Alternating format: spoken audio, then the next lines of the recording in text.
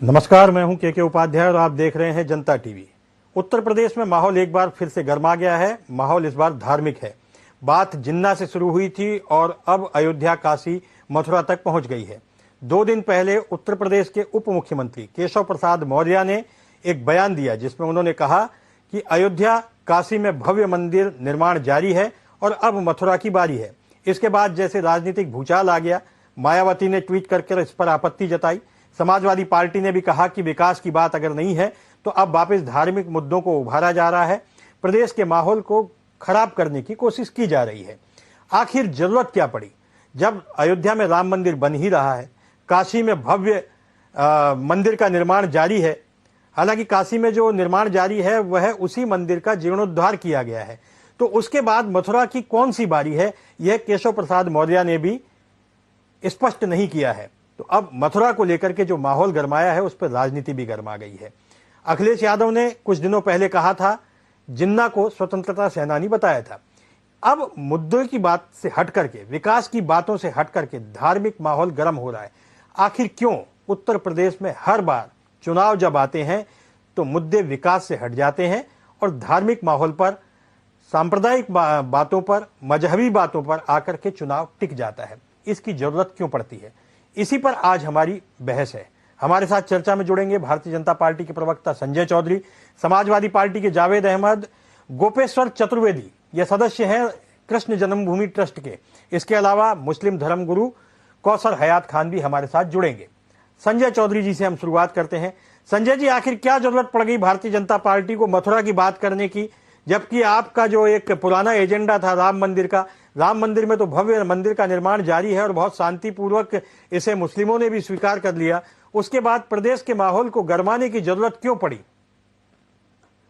संजय जी। बात प्रदेश के माहौल को गरमाने की नहीं है, बात मान बिंदुओं को जो देश की जनता को प्रेरणा देते हैं ऐसे धार्मिक स्थलों के विकास की है।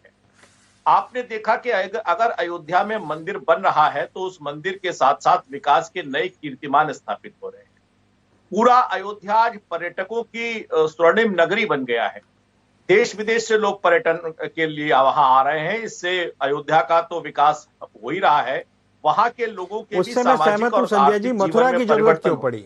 मैं सहमत हूं, अयोध्या की बात से सहमत हूं। अयोध्या में मस्जिद भी बन रही है और मंदिर और मस्जिद दोनों बनने से अयोध्या में विकास के नए द्वार खुलेंगे, पर्यटन के नए द्वार खुलेंगे।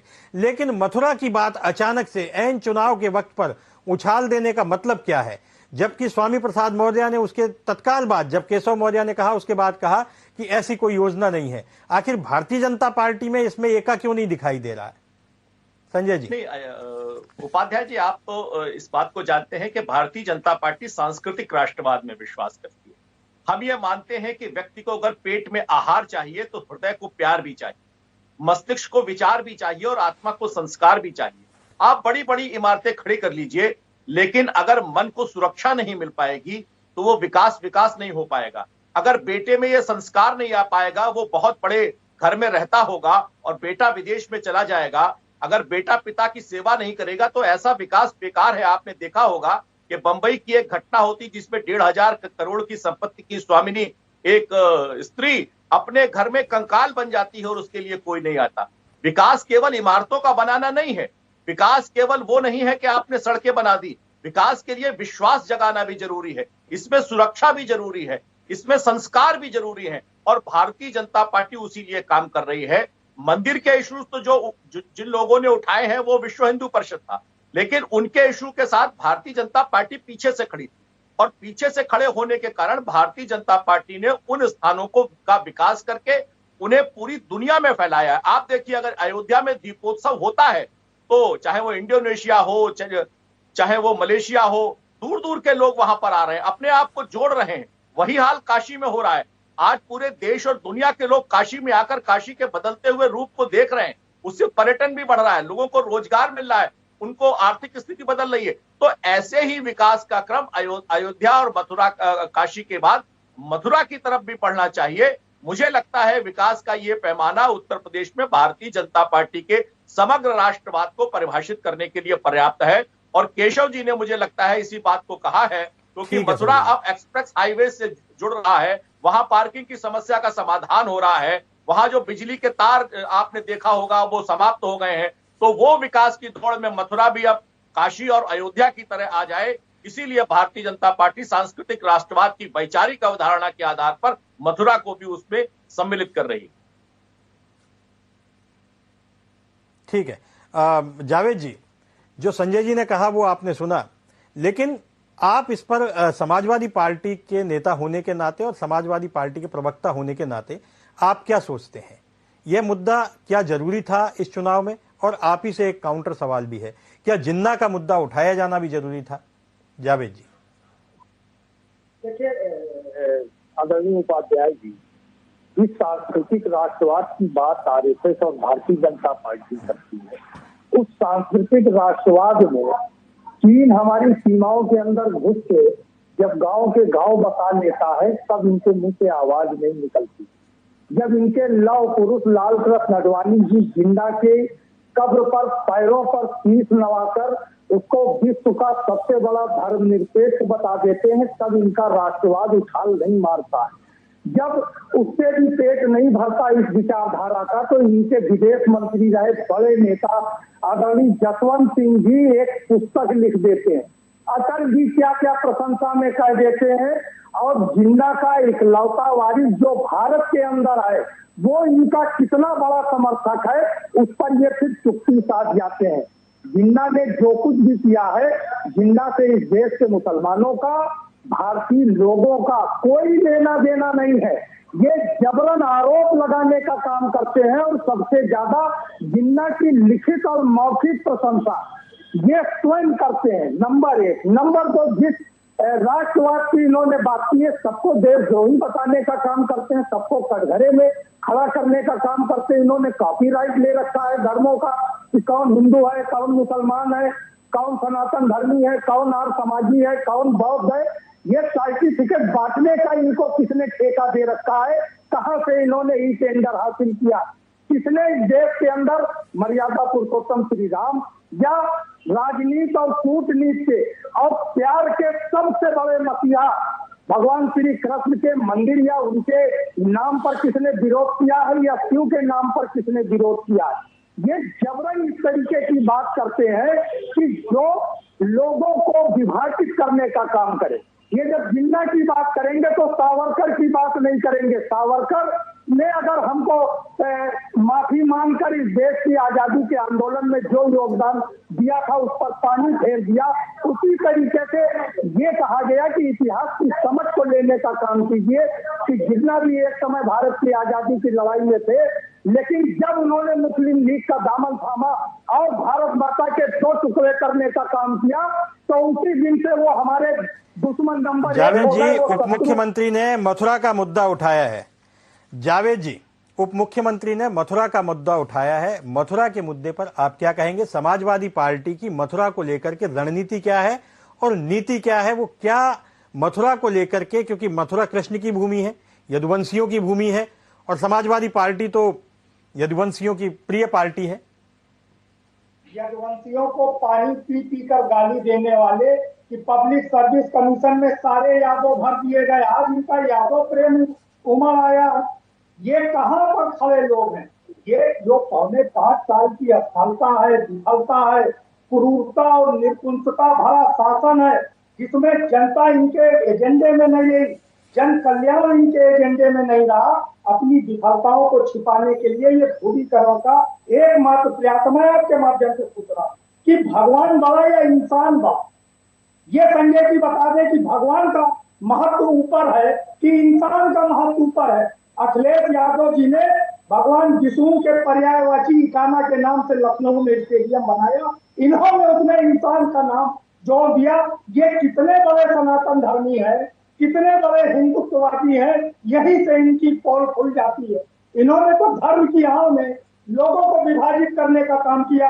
वो हाथरस की बेटी हिंदू नहीं थी, जिसका अंतिम संस्कार भी धर्म के आधार पर करने का अधिकार इन्होंने छीन लिया, और रात में 2 बजे के बाद डीजल और पेट्रोल डालकर जला दिया। वो क्या हिंदू नहीं थी? ठीक है, वो हिंदू। ठीक है जावेद जी, आते हैं आपके पास। मौलाना जी, मौलाना कौसर हमारे साथ जुड़े हुए हैं, धर्मगुरु हैं। मौलाना जी से तो उम्मीद है, मौलाना जी, संजय चौधरी जी और जावेद अहमद जी, ये दोनों राजनीतिक लोग हैं, लेकिन आप एक धर्मगुरु हैं। जिस तरह से मथुरा की बात की गई है बीच चुनाव के, बस चुनाव में अब कुछ ही समय बाकी है, और मथुरा की जिस तरह से बात की जा रही है, इसे लेकर के आप क्या सोचते हैं? क्या इस तरह के बयानों से मुस्लिम समाज में एक भय का माहौल बनता है या नहीं बनता है, या आप उप मुख्यमंत्री ने जो बयान दिया है उसके साथ खड़े हैं? मौलाना जी देखिए, भाजपा का एजेंडा ही बुनियादी तौर पर इस देश में अराजकता फैलाना है। जब से भाजपा की सरकार आई है तब से नए नए पॉइंट वो जनता के बीच में लाती है, और जिस तरह प्रोपेगेंडे वो करती है, ये आज जो बयान आया है उसी प्रोपेगेंडे का, उसी उनके एजेंडे का एक हिस्सा है कि देश में अराजकता फैलाई जाए। देश में अराजकता फैलाने के लिए इससे पहले भी कई काम किए गए हैं, और अब फिर ये काम इलेक्शनों के करीब आने पर ये लोग ज्यादा इस तरह के काम करते हैं।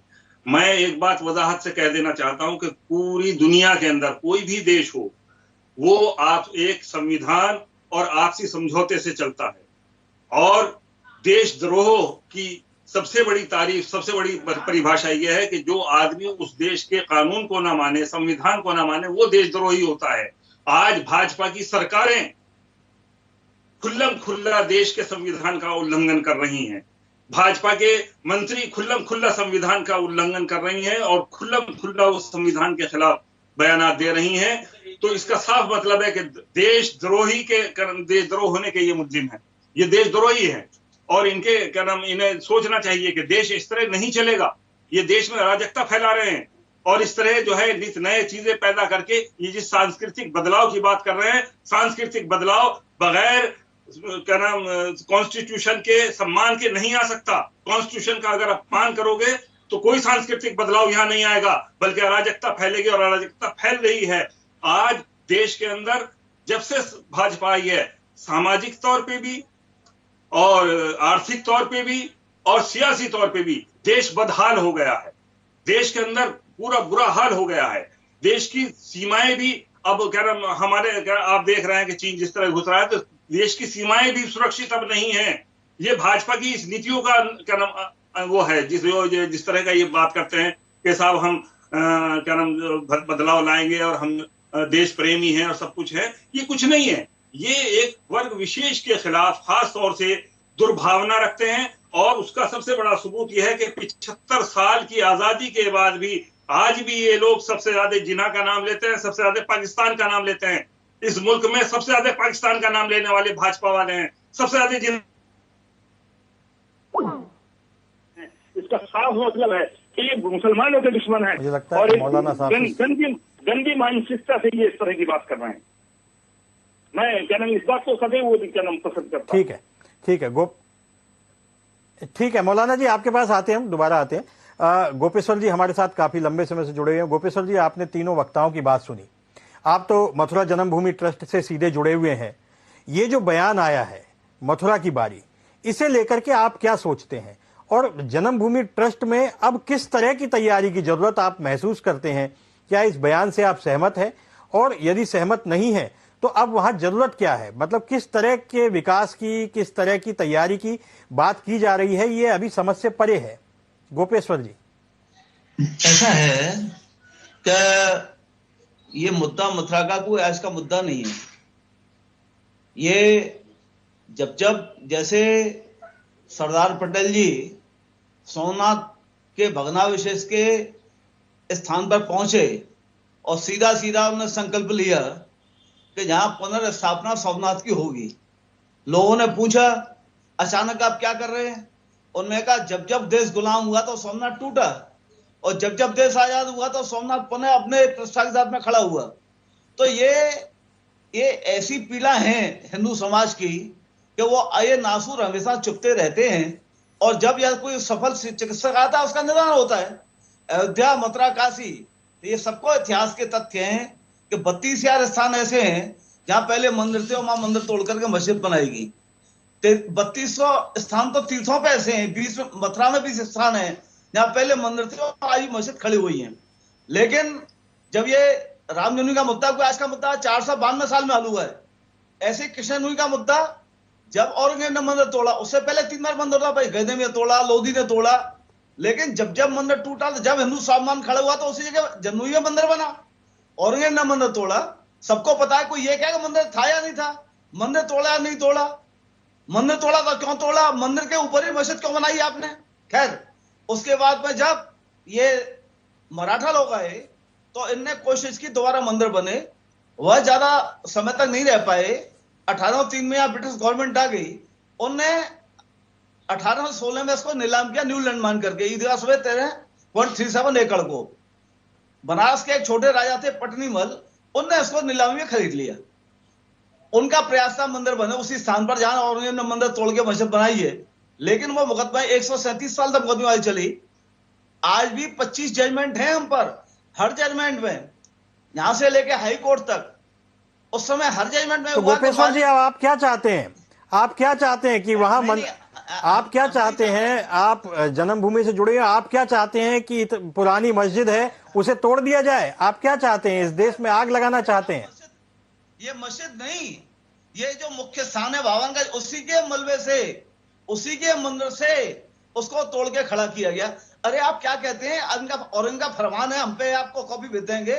उसमें यहाँ आया, आकर के बड़ा प्रसन्न हुआ और उसने कहा दुनिया में इस्लाम का परचम लहराएगा। उसने यहाँ आकर के मतलब इस्लाम घोषित किया, जजिया कल लगाया। वो जो कुदिसिया जो उसमें जो मस्जिद है इनकी जो किले में, उसमें लिखा हुआ है फरमान में कि बेगम जब चढ़े हम लोग नवाजता उसकी सीढ़ियों पर पैर रख के चढ़े इनकी मूर्तियों पर। तो ये ऐसे ही जो है कष्ट हैं, ऐसे अत्याचार की निशानी है कि जो सौहार्द की बात करते हैं। अरे मालिक हम आज भी चेस्ट मालिक है, रेवेन्यू हम, हमारा नाम, म्यूनिसिपल टैक्स हम दे रहे हैं, हर जगह मुकदमा हम जीते, इनको कोई राइट नहीं कैसे हुई। तो कैसे, मतलब अयोध्या में तो आपने बात किया कि यहाँ साहब यह था नहीं था, मालकियत ये थी, फलाना था, यहाँ तो कोई प्रॉब्लम नहीं कि मालिक आज भी हम यथावत हैं। रिकॉर्ड देखना गवर्नमेंट का। अब आप क्या चाहते हैं? अब आपकी मंशा क्या है? अब आपकी मंशा क्या है, क्या चाहते हैं? हम नहीं, प्रत्येक राष्ट्रभक्त चाहता है, हिंदू स्वाभिमानी नहीं, प्रत्येक। अरे रामकृष्ण शिव को हटा दो तो भारत में बचेगा क्या? आज जो हम विष्णु गुरु की बात करते हैं, इनको ही हटा दो। और जब आदमी यहाँ आता है तो बड़े कष्ट लेकर के जाता है। वो पुराने जो नासूर हैं उनको आदमी कुरेद के कष्ट लेके घड़ा लेके जाता है। तो ये सौहार्द की बात करते हैं, यदि ये भाईचारे की बात करते हैं, शांतुत की बात करते हैं, तो तुरंत इनको, चूंकि इनका कोई राइट ही नहीं। अरे कोई ये कहे कि ये मंदिर था या नहीं था, तो मंदिर को तोड़ के मस्जिद क्यों बनाई आपने? आपके पीर पैगंबर औलिया की जगह नहीं।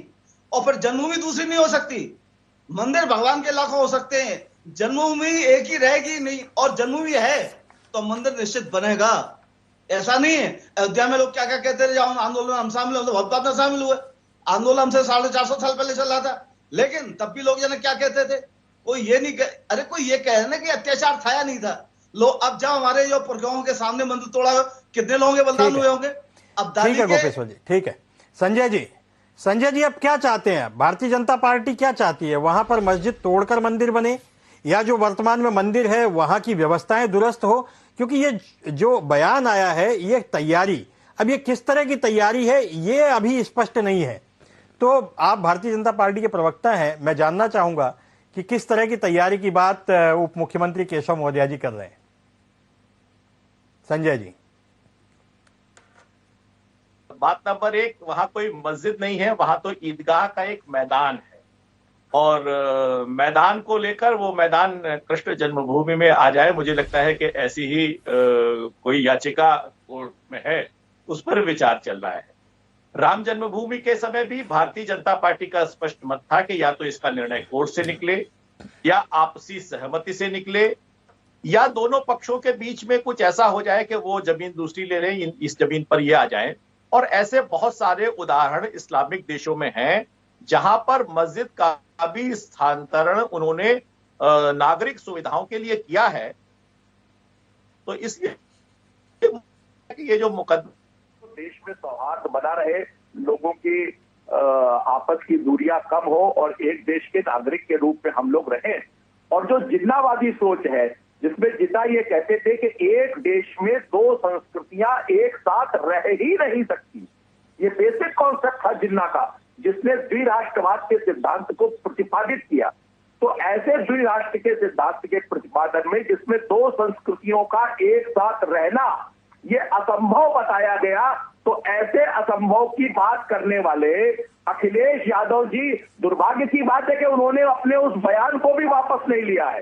वो उस बयान को भी वापस नहीं लेते विचारधारा को पूछ करते हैं और दोनों के समर्थक हैं।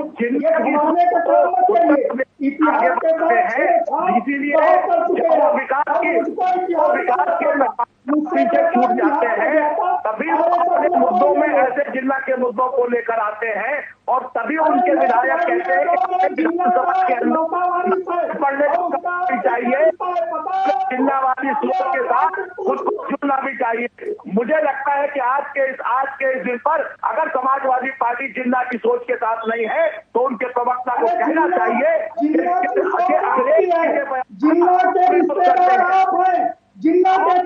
संजय चौधरी जी आपकी भारतीय जनता पार्टी है। वो तो राम के सर्वाधिक विरोधी थे। आप बताइए, इन्हीं की पार्टी, पुरानी पार्टी, वो राम जन्मभूमि पर ताला लगाती है, शाहबानों के मामले में कोर्ट के निर्णय को पीछे छुड़वाती है।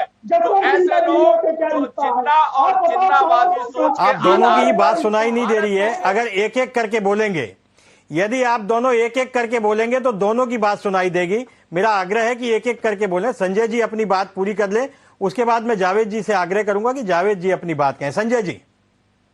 दरअसल जावेद जी एक साथ दो भूमिका निभाते हैं। पहले कांग्रेस पार्टी में थे तो उसकी भी कुछ बात कर देते हैं, अब समाजवादी पार्टी में तो उसकी भी बात कर देते हैं।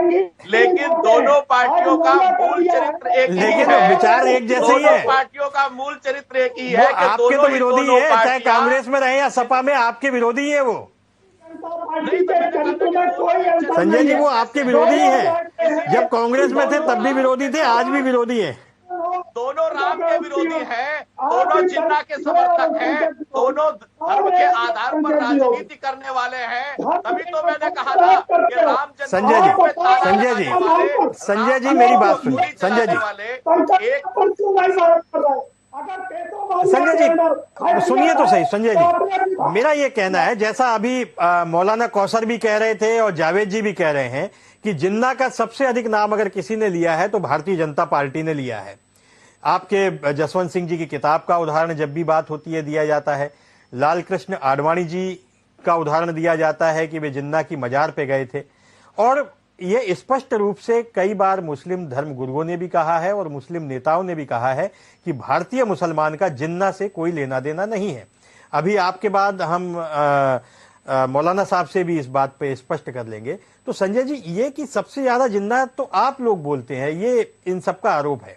संजय जी देखिए, ऐसा है कि इस चुनाव के अंदर आप सच्चाई से बताइए, ईमानदारी से बताइए, जिन्ना के प्रश्न को लेकर उत्तर प्रदेश के चुनाव के अंदर कौन आया?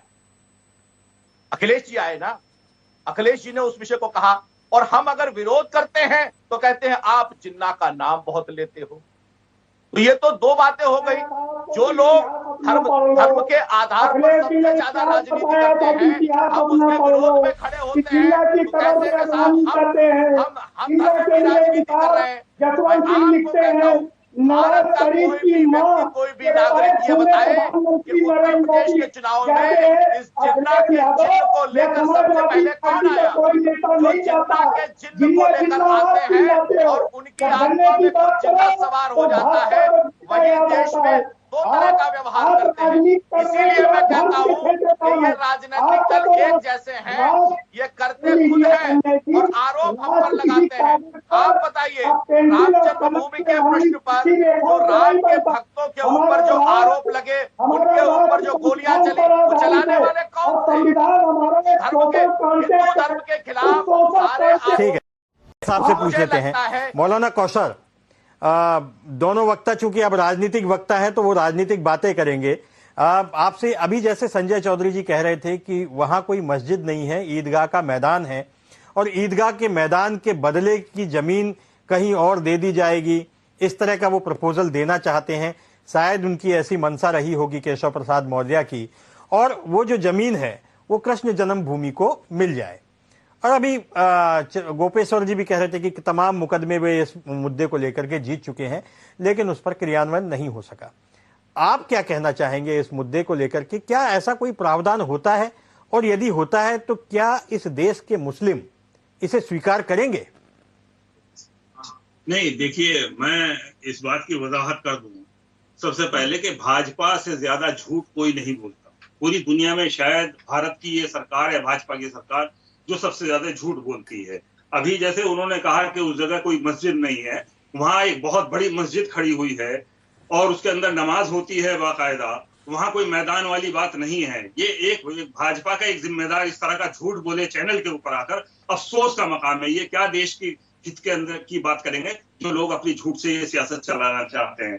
दूसरी बात मैं एक वजाहत कर देना चाहता हूं कि भाजपा और भाजपा के जहनियत वाले लोग आज देश के अंदर कतई हार चुके हैं देश के, और उनके हारने की अलामत यह है कि आज 75 साल के बाद भी वो जिना का और पाकिस्तान का नाम बार बार लेकर देश के अंदर एक अजीब अराजकता का माहौल पैदा करना चाहते हैं। वो इलेक्शन भी जिना के नाम से लड़ना चाहते हैं, वो इलेक्शन भी पाकिस्तान के नाम से लड़ना चाहते हैं, वो सरकार भी पाकिस्तान के नाम से और जिना के नाम से चलाना चाहते हैं। इसका साफ मतलब है कि उन्हें जनता का विश्वास तो वो खो चुके हैं, अब उन्हें किसी ना किसी तरह अपने को बचाने के लिए वो इस तरह की हरकतें कर रहे हैं।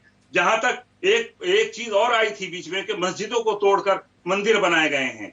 देखिए, संगी जहनियत के लोग जिन्होंने 70 साल बाबरी मस्जिद का मुकदमा लड़ा है और जो सुप्रीम कोर्ट तक गया है, वो संगी जहनियत के लोग, वो हिंदू अतिवादी संगठन के लोग अपना मुकदमा पूरी तरह हार चुके हैं। वो यहाँ की किसी अदालत में भी ये साबित नहीं कर सके कि वहां मस्जिद थी और मस्जिद को तोड़ा गया, वो मंदिर था और मंदिर को तोड़ा गया, साबित ही नहीं कर सके आज तक। तो जो आदमी अपनी अदालतों के अंदर ये साबित नहीं कर सका, वो एक प्रोपेगेंडा के जरिए झूठ बोलकर ये कहते हैं कि साहब मंदिर तोड़े गए, मस्जिद बनाई गई, मंदिर तोड़े गए, मस्जिद बनाई गई। ये एक झूठा प्रोपेगेंडा आवाम को वरगलाने का है, और ये पूरी तरह देश के क्या नाम गद्दार लोग हैं और ये देश को बर्बाद कर देना चाहते हैं। और ये चंद लोग अपनी क्या नाम जाति सियासत और ये एक तरह से एक वर्ग विशेष यानी मुसलमानों के दुश्मन है जो उन्हें खत्म कर देना चाहते हैं। संजय जी, आपको गद्दार बता रहे हैं, भारतीय जनता पार्टी के लोगों को गद्दार बता रहे हैं संजय जी? देखिए, मौलाना साहब जो तकरीर कर रहे हैं, मैं मौलाना साहब को जरा याददाश्त को दुरुस्त कर देना चाहता हूँ। मौलाना साहब, शाहबानों का केस आपको याद है ना? शाहबानों का मामला आपको याद है? शाहबानों के मामले में क्या हुआ था? शाहबानों के मामले में क्या हुआ था? किसने इस देश के सुप्रीम कोर्ट को राजीव गांधी के ऊपर दबाव डालकर संविधान में संशोधन करा दिया था? आप बताइए, शाहबानों के मुद्दे पर क्या हुआ था? सुप्रीम कोर्ट में मुकदमा हार चुके हैं। सुप्रीम कोर्ट में मुकदमा, सुप्रीम कोर्ट ने कहा कि कोई मंदिर नहीं था, वहां पर कोई मंदिर नहीं तोड़ा गया। आपने झूठ बोला 70 साल तक, आज तक आप झूठ बोलते आ रहे हैं। आपने झूठ, पूरी देश की जनता को आपने गुमराह किया। कोई मंदिर नहीं था वहां पर, और सुप्रीम कोर्ट ने साफ कह दिया। आपको शर्म से डूब के मर जाना चाहिए, शर्म से डूब के मर जाना चाहिए। क्या आप क्या इस तरह की बातें कर रहे हैं? झूठ बोलकर आप देश की सत्ता चला रहे हैं, झूठ बोलकर देश की सत्ता चला रहे हैं। जो हिंदू आखिर जिन्ना भी तो कन्वर्टेड हिंदू था, आप लोग भी अरे सावरकर कौन था? सावरकर कौन था? गोलवालकर कौन था? इस देश का बंटवारा करने वाले सावरकर और गोलवालकर, उनकी जहनियत थी जिन्होंने देश का बंटवारा किया, उनकी जहनियत थी जिन्होंने इस देश में द्विराष्ट्र सिद्धांत को आप लोगों ने शाहबानों के मामले में क्या किया था? आपने जिना का नाम ले रहे हो। संजय जी, मौलाना जी कहाँ जिन्ना का पक्ष ले रहे हैं? संजय जी, मौलाना साहब कहाँ कह रहे हैं कि जिन्ना की वो तरफदारी कर रहे हैं? मौलाना साहब जिन्ना की तरफदारी नहीं कर रहे, वो तो जिन्ना के खिलाफ खड़े हैं। संजय जी, कभी जब जिन्ना की तस्वीर हटाने की बात होती है तो सबसे पहले मौलाना साहब आकर तकरीर करने लग जाते हैं। मैं तभी तो कह रहा हूँ, अगर जिन्ना की तस्वीर को हटाने की बात होती है तो सबसे पहले मौलाना साहब की तकरीर सुनने को मिलती है। आप मौलाना साहब, अगर आप प्रेम चाहते हैं, सौहार्द चाहते हैं, देश के अंदर एकजुटता चाहते हैं, तो आइए हमारे साथ अलीगढ़ मुस्लिम विश्वविद्यालय से निकाल के फेंके जिन्ना की तस्वीर, तब आप तस्वीर को लेकर रोने लग जाते हैं, तब आप बात करते हैं। मैं कहना चाहता हूँ, शाहबानों के मुद्दे पर आपने धर्मनिरपेक्षता के आधार पर देश को बर्बाद कर रहे हो। संजय जी, प्रदेश में आपकी सरकार है, तो अलीगढ़ मुस्लिम विश्वविद्यालय से जिन्ना की तस्वीर क्यों नहीं हटवा देते आप फोर्स इस्तेमाल करके? सरकार तो आपकी है। इनके बस जिन्ना की तस्वीर हटवा देते हैं आप। इनके बस का नहीं है कि ये इतिहास को बदल दें। आपसी सौहार्द रहे, इतिहास नहीं बदल सकते, झूठ बोल सकते हैं, इतिहास नहीं बदल पर भी सकते। समाधान कोर्ट से निकलना चाहिए। मथुरा के मुद्दे पर भी अगर बातचीत है तो आपसी सहमति के साथ निर्णय निकलना चाहिए। क्यों बातचीत हो, किस लिए बातचीत हो? शिकार नहीं है, झूठ बोल हम के ये बातचीत बात नहीं करोगे, करते झूठ कि बोल शाहबाज और के बातचीत मामले करना पर चाहते देश हो। को झुका दिया जाए। हम ये बात नहीं करते बाबरी मस्जिद का मुकदमा हार घटना को चुका। लेकर पूरे देश के अंदर धर्मांतरण बाबरी का मस्जिद का नियम लागू मुकदमा हार करना चुका। चाहिए। साबित नहीं कर हम उन सके लोगों आप। में से नहीं है, ये संविधान को मानने की बात करते हैं, इक्वल सिविल कोड को क्यों नहीं मानते? संविधान अगर को तुम संविधान नहीं की मान बात रहे हो। मानते हो, अम्बेडकर ने कहा है इक्वल सिविल कोड होना देश- चाहिए, आप इक्वल सिविल कोड को क्यों नहीं सुनना चाहते? देश मौलाना वही होता साहब, है वो जो आप उसके संविधान साथ को क्यों नहीं जाते? मानता। आप मीठा मीठा गप और कड़ुआ कड़ुआ थू करना चाहते हैं, तो अब इस देश के अंदर मीठा मीठा गप और कड़ुआ कड़ुआ थू नहीं होने वाला है। संविधान अगर लागू तुम्हारे होगा बस तो का कुछ नहीं है, एक साथ तुम्हारे लागू बस होगा। का कुछ आप नहीं है। बताइए, ये 370 चार के दिन विरोध की में आप चांदनी क्यों खड़े हो की जाते अंधेरी हैं? रात है, CAA तुम्हारे के बस का विरोध नहीं में है आप कुछ क्यों भी। खड़े हो जाते हैं? एनआरसी के खिलाफ हाँ। आप क्यों खड़े हो जाते हैं? आने आप हो, इसीलिए अरे खड़े हो आने जाते मुंह हैं गिरोगे। कि आप इक्वल सिविल एक कोड भी की नेता बात तुम्हारा करते भारत में हैं। नहीं पाया जाएगा, सब इसीलिए भाग जाएंगे, आपका सब कोई भागेंगे। नियम, कोई कानून, कोई समझौता संविधान के हिसाब से नहीं है। आप संविधान के विरोध में करते हैं, इसीलिए संविधान के हिम्मत विरोध में नहीं जब कोई है। आदमी आता है मोदी तो की उसकी पैरवी करने लग जाते हैं। मोदी की हुकूमत में बोल रहे हैं, उससे पहले कभी नहीं बोले। ठीक है, उससे ठीक है। पहले कभी नहीं बोले। गोपेश्वर जी से हम बात कर लेते हैं। गोपेश्वर जी, वहां वस्तु स्थिति क्या है? वहां वस्तु स्थिति क्या है? ईदगाह के मैदान और मस्जिद को लेकर के ये जो बातें हुई हैं, मौलाना साहब कह रहे थे, उससे आप कहां तक सहमत है? और यदि कोई समझौते की बात चल रही है तो क्या वो बात चल रही है? और आप चूंकि वहां के सदस्य हैं, तो आपसे मैं जानना चाहूंगा कि वस्तु स्थिति क्या है? वहां मस्जिद है तो उस मस्जिद का जन्मभूमि से क्या संबंध है? और यदि ईदगाह का मैदान है तो क्या आप ईदगाह का मैदान लेना चाहते हैं? क्या, चूंकि आप पूरे उससे जुड़े हुए हैं, कागजात भी आपके पास होंगे, आप क्या सोचते हैं उसे लेकर के? ऐसा है कि जैसा मैंने पहले भी जो है कहा है कि आज भी ईदगाह समेत 13.37 एकड़ का पूरा स्वामित्व कृष्ण भूमि ट्रस्ट के पास में है। तमाम सरकारें आई, मैं एक पार्टी का नाम ले, यदि ये कोई मालिक होते या कुछ भी होते तो ये मालिकियत के खाने में नाम उसका दर्ज करा लेते अपना। तो आज भी कृष्ण जमुई ट्रस्ट ही ईदगाह का मालिक कृष्ण जमुई ट्रस्ट, जो और जो लोग वहां बसे हुए हैं घोसी लोग, उनका मालिक Jamui trust, tax Krishna Jamui trust दे रहा है नगर पालिका में, revenue record Krishna Jamui trust. तो मालिकियत का तो झगड़ा ही नहीं है। दूसरा ये झगड़ा कोई बताए कि मंदिर था या नहीं था, मस्जिद मंदिर तोड़ के बनाई नहीं, कोई ये कहने वाला सामने आए। हजारों प्रमाण है, हम पर एक नहीं है।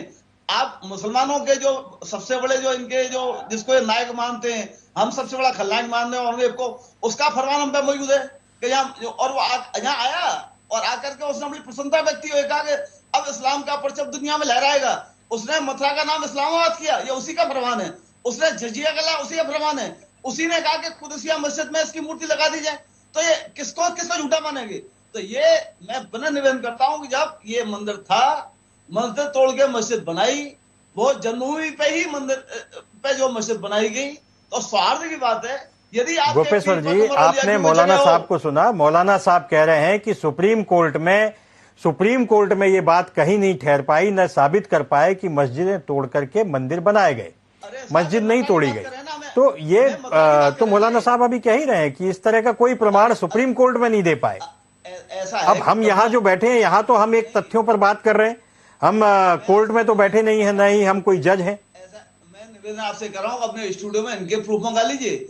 हमारे यदि न्यायालय की बात करते हैं, संविधान की बात करते हैं, यदि न्यायालय कहता है कहाँ यह मंदिर था, यदि न्यायालय कहता है कि ये मालिक यही लोग हैं, तो ये मानेंगे नहीं मानेंगे? प्रमाण नहीं है इनके पास, कोई प्रमाण नहीं है, आज तक पेश नहीं कर सके, कोई प्रमाण नहीं है इनके पास, आज तक पेश नहीं कर सके। ये अदालतें इनकी है, सरकार इनकी है, कोई प्रमाण नहीं पेश कर सके, झूठ बोलते हैं। बात मत करिए, ये पेपर सामने लेके आइए ना, पेपर लगाइए ना। अरे औरंगजेब को झूठा मानिए, आलमगीर को झूठा मानिए, जितने जितने झूठा मानिए, ग्राम को झूठा मानिए, किसके जो झूठा मानेंगे? अदालत में आओ, अदालत में प्रमाण नहीं है तो क्यों परेशान कर रहे हैं? अदालत में जाइए, हमेशा हमारे झूठ बोलते हैं, आप झूठ बोल रहे हैं। अदालत में जाइए, निर्णय हो जाएगा। अरे हमारे आस्था का हिंदुओं को अपमान करने के लिए उन्होंने बनाया। और यदि मंदिर टूटा है तो मंदिर बनाए, और कोई दुनिया की ताकत है कि तुम्हारा मंदिर नहीं बनेगा, मंदिर रुक गए। अब अयोध्या में क्या क्या बचते थे, क्या कर लें, क्या कर लिया आपने? आप 370 धारा उठाने में क्या करते थे? क्या कर लिया आपने? 35 हटाने में क्या कर लिया आपने? क्या कर लिया? क्यों? आपकी भावना देशद्रोह की है। आप राष्ट्र प्रेमी नहीं है। राष्ट्र प्रेमी होते तो आप इंडोनेशिया की तरह रामकृष्ण को अपना पूरे मानते। अब राष्ट्र प्रेमी होते, अरे आपका धर्म बदल गया, आप किसी स्वार्थ में, लालच में, आतंक से आपने धर्म बदल लिया, तो आपके पुरखे नहीं बदल गए? आपके पुरखे तो वही हैं। आप भी कुल मिलाकर के 99% हिंदू ही हैं। तो आप याद करिए अपने इतिहास को। आज भी 10 बाने 15-25 आप पीढ़ी गिरा लीजिए, आपके पुरखे हिंदू ही निकलेंगे। अरे आप किसी लालच में या किसी आतंक में, किस स्वार्थ में यदि किसी गल बदल गए तो आपको अपने धर्म में आना चाहिए। अब 5 के 10वां नवाज करने कोई आपत्ति नहीं है। अब और लेकिन जन्मभूमि दूसरी नहीं हो सकती, जन्मभूमि नहीं बदली जा सकती, उस पर कोई समझौता करने का सवाल ही नहीं होता। हम क्या कोई हिंदू जो स्वीकार नहीं होगा। इसलिए निमंत्रणा से निवेदन है कि कटुता मिटाने के लिए, क्योंकि ना आप कानून से आप मालिक हैं, ना आप भावना से मालिक हैं, ना आप शास्त्र से मालिक हैं, ना इतिहास से मालिक हैं, तो वो जो कलंक मिटाने के लिए, वह जो एक जो दुर्भावना का प्रतीक बना दिया, अत्याचार का प्रतीक उन्होंने बनाया, उसको मिटाने के लिए आप आगे आइए, खुले दिल से आप और कई मशहूर बनाए। हिंदू समाज का स्वागत करेगा, लेकिन इन चिन्हों को किसी के पे स्वीकार नहीं करेगा। जावेद जी, आप बहुत देर से बात सुन रहे हैं। ये जो मसला है, इसको लेकर के समाजवादी पार्टी की नीति क्या है? मथुरा काशी को लेकर के समाजवादी पार्टी की नीति क्या है? मथुरा को लेकर के समाजवादी पार्टी क्या सोचती है? उनकी पार्टी लाइन क्या है? हम छोड़ देते हैं कि केशव जी ने क्या कहा या संजय जी क्या कह रहे हैं, लेकिन समाजवादी पार्टी की नीति क्या है जन्मभूमि को लेकर के? और कृष्ण जन्मभूमि तो अखिलेश यादव के लिए गौरव का विषय है, यदुवंशियों की भूमि है, यदुवंशियों की भूमि है। देखिए, केवल अखिलेश जी के लिए नहीं, हर देशवासी के लिए वो गौरव की। देखिए, ये जो विवाद है, धर्म जो है वो दीर्घकालिक राजनीति, कूटनीति, विकास और समन्वय, सामंजस्य, समता और ममता का वातावरण निर्मित करता है। जब धर्म राजनीति का विषय हो जाता है जो अल्पकालिक है, तो इसी तरीके से वितंडा पैदा होता है। ये विषय जो है, अगर लोग जो है जिस धर्मों की बात कर रहे हैं, जिस आस्था की बात कर रहे हैं, जिन आराध्य और इष्ट की बात कर रहे हैं, राम जैसी मर्यादा किसके अंदर है? शिव जैसा मस्तिष्क किसके पास है? कृष्ण जैसा विशाल हृदय किसके पास है? जो लोग आज उनके नाम पर राजनीति करना चाहते हैं। अगर आपके अंदर राम जैसा अगर मर्यादा होती तो देश के अंदर धर्म के नाम पर, आस्था के नाम पर खून खराबा नहीं होता। अगर कृष्ण के जैसा अगर प्रेम होता हृदय के अंदर, तो इस तरीके का खून खराबा नहीं होता। इस देश के अंदर तो, इस देश में राम को हृदय से आत्मसात करने वाले सबसे बड़े राम भक्त गांधी जी की हत्या तो गोडसे ने कर दी, और गोडसे का जिंदाबाद इस देश में कौन करता है? ये उपाध्याय जी, हम सब जानते हैं, यही इतिहास है। तो राजनीति के माध्यम से धर्म को जिन्होंने अस्त्र बनाकर लोगों पर उत्पीड़नात्मक शासन और क्रूरता करने के लिए, शोषित वंचित समाज को और उत्पीड़ित करने के लिए हथियार बनाया है, और मुसलमानों की आड़ में जिस तरीके से राजनीति का ध्रुवीकरण और तुष्टीकरण का खेल है, उसमें किसी के हाथ कुछ नहीं आया। ब्राह्मण भी मारा जा रहा है, चाहे विवेक तिवारी हो, चाहे योगी जी का आईपीएस पाटीदार हो जो इंद्रकांत शुक्ला जी की हत्या कर देता है, चाहे जेएन सिंह हो जो मनीष गुप्ता की हत्या कर देता है, और विश्व हिंदू परिषद के कार्यकर्ता कासगंज में सुबोध कुमार सिंह की हत्या कर देते हैं, योगी जी की पुलिस कानपुर में संजीत यादव की हत्या कर देती है, और हाथरस की दलित बेटी के धार्मिक अधिकार भी ये लोग छीन लेने का काम करते हैं। जिस दिन इस देश के धार्मिक लोग आपस में बैठकर मामले को तय कर लेंगे, उस दिन कोई भी विवाद नहीं रहेगा। लेकिन भारतीय जनता पार्टी धर्म के नाम पर कुछ भी नहीं होने देना चाहती है। वो अपनी राजनीतिक रोटियां सेकने का मात्र काम कर रहे हैं, इसलिए ये विवाद बढ़ रहा है। इसलिए लोगों के अंदर विभाजनकारी जो जहरीली व्यवस्था है वो पनप रही है। और उसके साथ साथ आप देखिए, क्या पाकिस्तान कभी भारत का हितैषी हो सकता है? कभी समर्थक हो सकता है? उसके पैर छूकर भारत की बर्बादी का आशीर्वाद हमारा प्रधानमंत्री लेता है, हमारा सर से झुक जाता है। कारगिल कराने वाला पाकिस्तानी न्याय, उसको भारतीय जनता पार्टी की सरकार रेड कारपेट वेलकम देती है। आतंकवाद और पत्थरबाजों का समर्थन करने वाली कश्मीरी बुआ महबूबा मुफ्ती के साथ ये सत्ता का साझा करने का काम करते हैं। और वो लोग जावेद जी ये तो आप मानेंगे कि पिछले 7 साल से भारतीय जनता पार्टी की देश में सरकार है और इन 7 सालों में आतंकवाद की, अगर जम्मू कश्मीर के कुछ इलाके को छोड़ दिया जाए तो आतंकवाद की एक भी घटना देश में कहीं किसी अन्य हिस्से में नहीं हुई है। इसका मतलब है कि आंतरिक सुरक्षा में यह भारतीय जनता पार्टी ठीक दिखाई देती है। तो ये जो कहना है कि भारतीय जनता पार्टी की देश की सुरक्षा पे ध्यान नहीं है, क्या आतंकवादी जी जावेद जी कश्मीर में सीमित हो गए। ये तो पिछली सरकारों ने भी आतंकवादी घटनाओं को रोकने का काम किया और भारतीय जनता पार्टी के शासन में आप जरा घटनाओं का तुलनात्मक अध्ययन करिए कि कश्मीर में ही इतनी घटनाएं हो गई हैं। कश्मीर में कितने हमारे लाख शहीद हो गए सीमाओं पर, हमारे देश के नागरिक शहीद हो गए। किस तरीके से हमारी सेना के जवानों को इसी भारतीय जनता पार्टी की सरकार ने सड़क पर मरने के लिए कश्मीर में छोड़ दिया। उसके बाद पठानकोट हो गया और दुनिया को आतंक का निर्यात करने वाली ISI को जांच के नाम पर भारत के अंदर बुला लिया। क्या आजादी के बाद 75 वर्षों में ऐसा कुछ हुआ जिसके ऊपर पूरी दुनिया आरोप लगाती है? भारत पानी पी कर आरोप लगाता है पाकिस्तान को। पाकिस्तान पर सर्जिकल स्ट्राइक भी इसी पार्टी ने की है। पाकिस्तान पर सर्जिकल स्ट्राइक भी इसी पार्टी की सरकार में हुई है, 2 बार हुई है। और आपने चुनावी रणनीति के तहत किस तरीके से अपने जवानों को जो है आपने सड़क पर छोड़ दिया था। आप अपने लिए जहाज खरीद सकते हैं, अपने लोगों के लिए जहाज की व्यवस्था कर सकते हैं, उन जवानों को जो है सड़क पर रहना पड़ा और वो आतंक के शिकार हो गए। ये शहादत का ठीक है संजय जी, सीधा आरोप लगा रहे हैं भारतीय जनता पार्टी पर। संजय जी हमारे साथ हैं, आपकी बात वो सुन रहे हैं, वो मैं उनसे जवाब लेना चाहूंगा। संजय जी आपने जावेद जी को सुना, क्या कहेंगे आप? देखिए यही तो दुर्भाग्य है जो बात करेंगे कि हम इस देश के अंदर लागू होने वाले इक्वल सिविल कोड को नहीं मानेंगे। वो कहते हैं कि हम संविधानवादी हैं। जो ये कहते हैं कि हम शाहबानों के केस के आधार पर गुजरा भत्ता नहीं देंगे, हमारे लिए नए और हमारे माफिक कानून चाहिए, वो लोग कहते हैं कि हम धर्मनिरपेक्षता की बात करते हैं। जो लोग इस उत्तर प्रदेश में केवल कब्रिस्तान की दीवार बनाते हैं, वो कहते हैं कि हम धर्मनिरपेक्षता की बात करते हैं। जो लोग इस देश के अंदर, इस समाज के अंदर दुर्गा पूजा पर प्रतिबंध लगाते हैं, वो कहते हैं कि हम धर्मनिरपेक्षता की बात करते हैं। जो लोग राम मंदिर का विरोध करते हैं, वो कहते हैं हम धर्मनिरपेक्षता की बात करते हैं। जो लखनऊ के अंदर लक्ष्मण टीले के ऊपर टीले वाली मस्जिद बनवाते हैं, वो कहते हैं कि हम धर्म की बात करते हैं। जो लोग अपनी सारी की सारी नीतियों के साथ मुसलमानों के हित की बात करते हैं, हिंदुओं को पीछे छोड़ते हैं, वो कहते हैं कि हम धर्मनिरपेक्षता की बात करते हैं। लेकिन अगर ये धर्मनिरपेक्षता है तो हम इन सारे प्रश्नों को पीछे छोड़ते हैं।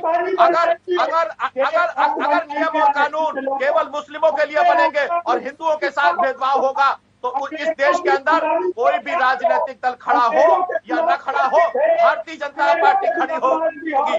जो लोग हमेशा मुसलमानों के पीछे जाकर छुप जाया करते हैं, आप बताइए जो मुस्लिम आतंकवादी थे जिन्होंने अयोध्या में हमला किया था, उनका मुकदमा कौन वापस ले रहा था? उनका मुकदमा तो आप ही वापस ले रहे थे। मुलायम सिंह यादव साहब कह रहे थे कि 18 मरे तो क्या हुआ, 40 भी मर जाएंगे तब भी हमारे लिए क्या होगा। इसीलिए कांग्रेस और समाजवादी पार्टी, जिनके मिले जुले प्रवक्ता जावेद अहमद साहब मेरे सामने बैठे हैं, वो राम के अस्तित्व पर प्रश्न चिन्ह लगाते हैं। वो कहते हैं कि सेतु बंधु रामेश्वरम काल्पनिक बात थी। वो बात करते हैं कि राम काल्पनिक थे। वो राम जन्मभूमि के भक्तों के ऊपर गोलियां चलाते हैं और ऐसे कहने वाले लोग अपने आप को धर्मनिरपेक्ष कहते हैं।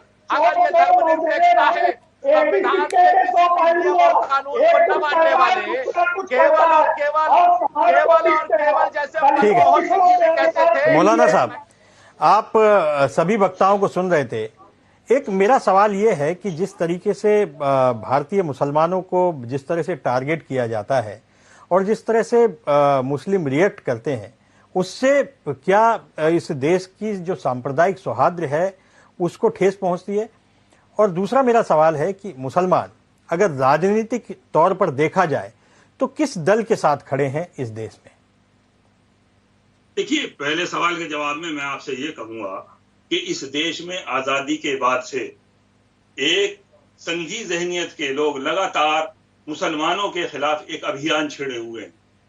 वो सत्ता किसी की भी रही हो, चाहे कांग्रेस की रही हो या समाजवादी पार्टी की रही हो, लेकिन ये संघी ज़हनियत के लोग, ये सावरकर के मानने वाले लोग, ये गोलवालकर के मानने वाले लोग एक मुस्लिम विरोधी अभियान लगातार छेड़े हुए हैं। और यहाँ पर इतने फसादात हुए, हिंदू मुस्लिम फसादात हुए कांग्रेस के टाइम में, समाजवादी के टाइम में, उसका सबसे बड़ा प्रमाण यह है कि एक भी फसाद में मुजरिमों को सजा नहीं मिली है। लंबे लंबे मुकदमे चलाए जाते हैं और चलते चलते चलते वो मुजरिम या तो मर जाते हैं या फिर अदालतें उन्हें आखिर में छोड़ देती हैं। ये कहानी जो है, इस पर हमें देखना है कि किस तरह से सरकार क्या यहाँ पर पूरे समाज पर एक तरह से मुस्लिम विरोधी अभियान का कब्जा है और वो लगातार ये काम करे। अब इत्तेफाक से अब बीजेपी की हुकूमत आ गई जो खुलकर खेलकर उन्हीं लोगों की, उन्हीं संघी परिवार के लोगों की हुकूमत आ गई। अब ये खुलकर बोलने लगे हैं। ये पहले भी वही थे, ज़हनियत थी इनकी, लेकिन अब जरा बहुत ही इस्मारखा बन गए हैं, बहुत खुलकर बोल रहे हैं। लेकिन इतिहास याद रखना चाहिए। इतिहास मौलाना साहब, मेरा एक सवाल है, मैं आपको बीच में रोक रहा हूं। एक सवाल मेरा ये है मौलाना साहब, क्या आपको नहीं लगता कि तमाम राजनीतिक दलों ने मुस्लिम समाज को सिर्फ वोट बैंक समझा और मुस्लिमों को वो अपने अपने तरीके से इस्तेमाल करते रहे, और आज भी मुस्लिम समाज, भारतीय जनता पार्टी को यदि छोड़ दिया जाए तो बाकी सभी दल मुस्लिम समाज को वोट बैंक समझते हैं? क्या ये तकलीफ का विषय नहीं है?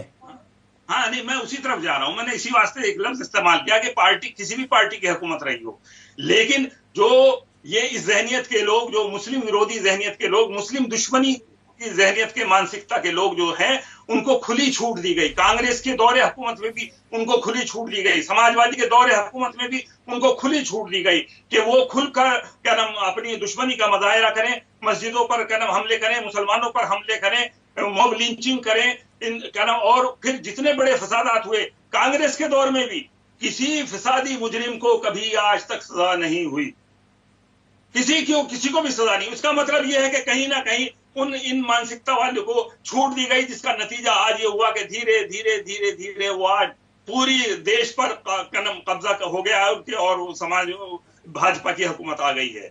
लेकिन मैं ये चेतावनी देना चाहता हूं कि ये पूरी दुनिया का नक्शा आप उठाकर देखें, कहीं का भी ये लोग ज्यादा दिन जिंदा नहीं रह सकते। ये लोग ज्यादा देर तक अपनी ये इस तरह की गुंडागर्दी जारी नहीं रख सकते। आज भी एक खास मानसिकता के तहत ये सारे मुद्दे उठाते हैं कि साहब ऐसा हुआ और वैसा हुआ। हमेशा आपको मस्जिद की जगह मिलती है उसे मंदिर बनाने के लिए। कोई जहां मस्जिद की जगह होगी वहां मंदिर बनाएंगे, नमाज नहीं पढ़ने देंगे। गुरुग्राम में कितना दंगा राज हो रहा है महीनों से। मौलाना साहब, क्या आप योगी आदित्यनाथ की सरकार को और मोदी सरकार को गुंडों की सरकार बता रहे हैं? बिल्कुल 100% गुंडों की। क्या आप योगी आदित्यनाथ और इसलिए कि संजय जी, हमें बिल्कुल जो है वो क्या नाम किसी भी मौलाना साहब को मुझे लगता है मौलाना साहब जल्दी कोई राजनीतिक पार्टी बनाने वाले हैं और उसके आधार पर इनकी तकदीरें हम लोगों को सुनने को मिलेगी। मौलाना साहब, आपने कहा कि किसी को भी सजा नहीं हुई, अफजल गुरु को सजा हुई कि नहीं हुई? अरे आपको याद है अफजल गुरु को सजा हुई कि नहीं हुई? मौलाना साहब, अफजल गुरु को सजा हुई कि नहीं हुई? अयोध्या जिन्होंने हमले किए उनको सजा हुई कि नहीं हुई? उनको ऊपर कैद हुआ। तो मुझको लगता है कि आप अपनी मेमोरी को जरा सा जोड़ डालिए। आपकी तकदीरों में कोई तर्क नहीं है।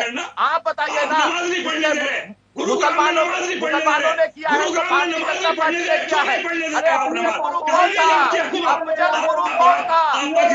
मथुरा अयोध्या में आप बताइए, समाजवादी पार्टी की सरकार में जिनका मुकदमा वापस हो रहा था उनको तो सजा मिली के नहीं हुई? सजा मिली के नहीं हुई? मौलाना साहब, अफजल गुरु को सजा हुई के नहीं हुई?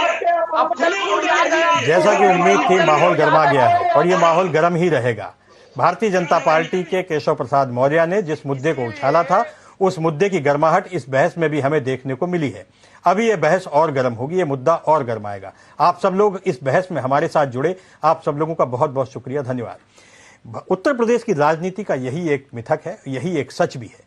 सच यही है कि उत्तर प्रदेश की राजनीति बगैर धार्मिक राजनीति के नहीं चल सकती, क्योंकि तीनों बड़े धार्मिक स्थल, चाहे वो अयोध्या हो, काशी हो और मथुरा हो, इसी उत्तर प्रदेश में है। देश की सत्ता का रास्ता इसी उत्तर प्रदेश से जाता है। अगर कहीं राजनीतिक उथल पुथल होती है तो उसमें उत्तर प्रदेश का नाम जरूर होता है। तो इस उथल पुथल के रास्ते में, इस सत्ता के रास्ते में अभी कई सारे खेल बाकी हैं। देखिए आगे आगे होता है क्या। आप जनता टीवी देखते रहिए, समाचारों का सिलसिला जारी रहेगा। नमस्कार।